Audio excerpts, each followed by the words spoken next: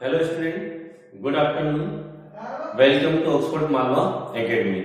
आज हम class 11 subject business study chapter 4 में ये लास्ट मैटर है आज का, इस चैप्टर का, है ना। Definition of warehousing. Warehousing क्या होती है ना। वेयर हाउस मतलब भंडार गृह, है ना। According to Tousley and Clark के अनुसार क्या कहते हैं, warehouse is a method of keeping the goods safely. मतलब वेयर हाउस एक प्रकार की मेथड है गुड्स को सेफ रखने की, है ना। एक प्रकार की पद्धति है, मेथड है गुड्स को, जो माल होता है उसको सही तरीके से सुरक्षित रखने की क्या होती है, मेथड होती है वेयर हाउस। इसको भंडार गृह कहते हैं, है ना, जहां पर माल गुड्स को स्टोरेज करके रखा जाता है, व्यवस्थित तौर पर रखा जाता है। कई प्रकार के भंडार गृह होते हैं, जैसे कि आपने कोल्ड स्टोरेज का नाम सुना होगा, जहां पर आलू वगैरह जो है कि स्टोर करके रखते हैं, लंबे समय तक वहां पर सुरक्षित जो है कि माल को रखा जा सकता है। तो ये वेयर हाउस का मतलब क्या होता है, warehousing is a method of keeping the goods safely. मतलब वेयर हाउस एक प्रकार की क्या मेथड है जिसमें गुड्स को सेफ रखा जाता है, सुरक्षित रखा जाता है। अब इसके फंक्शंस क्या है, इसके कार्य क्या होते हैं, जो वेयर हाउस है उसके कार्य क्या होते हैं, ठीक है। इसके कार्य को समझना, facility of storing. Facility of storage मतलब स्टोरेज करने की सुविधा होती है इसके अंदर।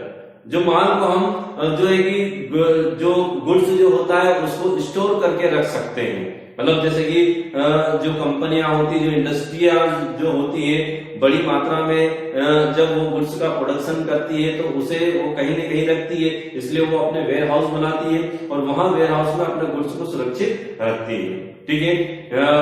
तो स्टोरेज रखा जाता है इसके अंदर, फैसिलिटी ऑफ स्टोरिंग करने की सुविधा होती है वेयर हाउस में, तो ये इसका वर्क होता है।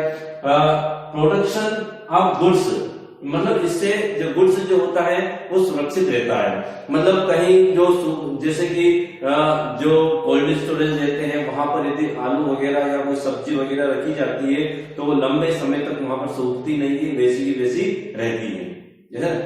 तो इस प्रकार से वहां पर जो सीलन नहीं होती है, माल खराब नहीं होता है ना। तो इस प्रकार से वो जो गुड्स जो होते हैं उनको क्या ये देती है, सुरक्षा प्रदान करती है। नेक्स्ट पॉइंट है balance of demand and supply.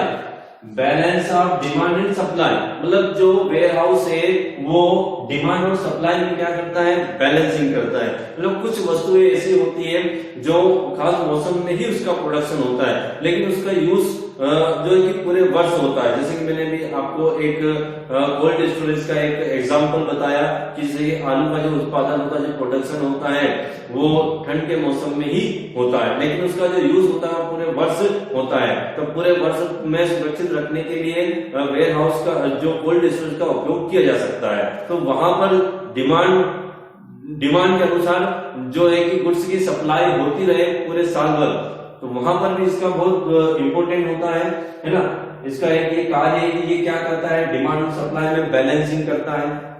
उसके बाद क्या है, स्टेबिलिटी इन प्राइस। ये जो प्राइस होती है उसको स्टेबल करके रखता है, स्थायी रखता है ना। क्योंकि अभी मैंने आपको बताया कि किसी भी वस्तु का जो प्रोडक्शन होता है वो खास मौसम में ही होता है, लेकिन उसको पूरे वर्ष यूज किया जाता है ना। तो उसको स्टोर में रखा जाता है और जब उसकी सप्लाई मांग के अनुरूप सप्लाई होती रहती है तो उसकी प्राइस भी क्या रहती है, स्टेबल रहती है। यदि डिमांड के अनुसार सप्लाई नहीं होती, पूर्ति नहीं होती है, तो फिर उसकी प्राइस भी क्या हो जाती है, हाई हो जाती है, बढ़ जाती है। इसलिए प्राइस को स्टेबल रखने के लिए, स्थायी रखने के लिए भी इसका उपयोग किया जाता है। और ये जो वेयर हाउसिंग का ये कार्य है कि वो जो वस्तु होती है उसकी जो प्राइस होती है उसको स्टेबल रखता है, स्थिर रखता है। नेक्स्ट पॉइंट है आपका फाइनेंशियल हेल्थ। फाइनेंशियल हेल्थ भी है कि यदि किसी बिजनेसमैन का गुड्स यदि उसके वेयर हाउस में रखा है तो उस गुड्स पर वो क्या कर सकता है, लोन ले सकता है। या किसी व्यक्ति ने किसी पब्लिक वेयर हाउस में अपना गुड्स यदि रखा है तो वो उस वेयर हाउस से भी क्या ले सकता है, लोन ले सकता है ना। तो फाइनेंशियल हेल्प भी मिलती है। उसके बाद क्या है, increase in employment. Increase in employment, क्योंकि वेयर हाउस जब बनाए जाते हैं तो उसमें काम करने के लिए वर्कर की आवश्यकता होती है, क्योंकि उसको साल भर ऑपरेट करना पड़ता है, उस बिजनेस को उस वेयर हाउस को चलाना पड़ता है, इसलिए वहां पर कर्मचारी की निरंतर आवश्यकता होती रहती है, इसलिए जो है इंक्रीज इन एम्प्लॉयमेंट की आवश्यकता उसके अंदर बढ़ती है। ठीक है, तो ये इसके फंक्शन है, facility of storing, production of goods, balance demand and supply, stability in price, financial help और increase in employment। ठीक है, नेक्स्ट मैटर है अपना type of warehouse. Type of warehouse, warehouse कितने प्रकार के होते हैं? वेयर हाउस कितने प्रकार के होते हैं? Number 1 government warehouse. Government warehouse जो सेंट्रल गवर्नमेंट या स्टेट गवर्नमेंट के द्वारा बनाए जाते हैं, जिसके अंदर जो सेंट्रल गवर्नमेंट और स्टेट गवर्नमेंट रहती है उनका ही गुड्स उसके अंदर रखा जाता है ना, तो उसको जो गवर्नमेंट वेयर हाउस कहा जाता है।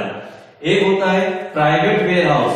प्राइवेट वेयर हाउस क्या होता है? जो प्राइवेट व्यक्ति अपने गुड्स को स्टोरेज करने के लिए या फिर उसकी सेफ्टी के लिए, गुड्स की सेफ्टी के लिए बनाते हैं, उसको प्राइवेट वेयर हाउस कहते हैं। इसका जो ओनर होता है प्राइवेट वेयर हाउस का, एक जो निजी पर्सनल व्यक्ति ओनर होता है, और इसका जो गवर्नमेंट वेयर हाउस जो है इसका ओनर कौन होता है? गवर्नमेंट या सेंट्रल स्टेट गवर्नमेंट या सेंट्रल गवर्नमेंट हो सकती है। ठीक है, तो प्राइवेट वेयर हाउस प्राइवेट व्यक्ति का होता है, उसके अंदर प्राइवेट व्यक्ति के ही गुड्स को रखा जाता है। ठीक है, उसके बाद क्या है? Public warehouse. Public warehouse किसे कहते हैं? पब्लिक वेयर हाउस बनाते हैं तो एक प्राइवेट व्यक्ति ही बनाता है इसको, लेकिन इसके अंदर हर कोई व्यक्ति एक निश्चित शुल्क देकर, एक फीस देकर अपना गुड्स रख सकता है ना।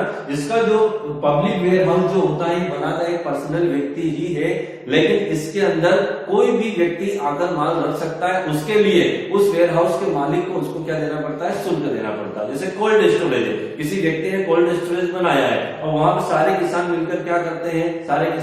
बहुत सारे किसानों का गुड्स जो है वहां पर रखा जाता है, तो उसके लिए जो किसान जो होते हैं वो वेयर हाउस के मालिक, जो कोल्ड स्टोरेज का जो ओनर होता है, उसको पेमेंट करते हैं, कुछ फीस वगैरह देते हैं।